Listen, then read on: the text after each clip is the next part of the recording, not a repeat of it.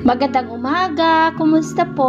Narito po ulit ang update natin para sa lagay ng ating panahon ngayong umaga po ng January 12, 2024 na kung saan sa ngayon ay patuloy pa rin ang pag-iral ng hanging amihan dito po sa malaking bahagi ng Luzon at easterlies naman ang patuloy po na umiiral dyan sa may Mindanao habang ang shear line ay patuloy po na nakakaapekto dyan sa may Bicol region at Eastern Visayas at may ITZJ po dyan sa may southeastern part ng Mindanao. At ito naman po yung pinapakita ng forecast model natin pong ginagamit hanggang po sa susunod na 2 linggo.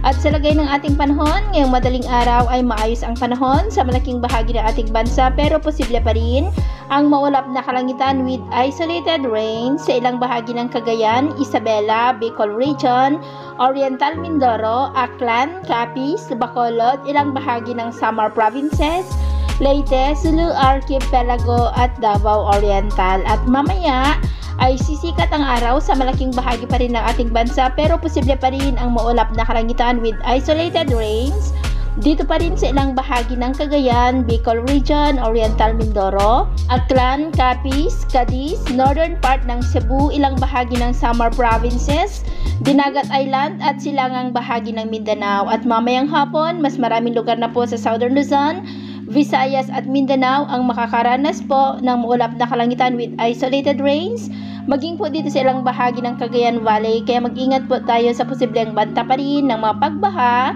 at pagguho ng lupa. At sa atin naman pong mga baybayin dahil pa rin sa amihan at shear line ay maalon pa rin sa mga baybayin ng Ilocos Region, Babuyan Islands at silangang bahagi ng Luzon.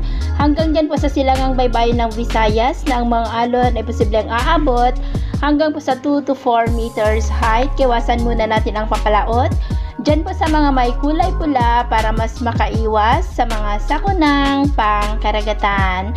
So, yun po ng latest update natin sa araw na ito. At ako pumuli si James na nagsasabing sa kahit na pagsubok po na darating sa ating buhay, huwag po tayong mawawalan ng pag-asa. Thank you and God bless!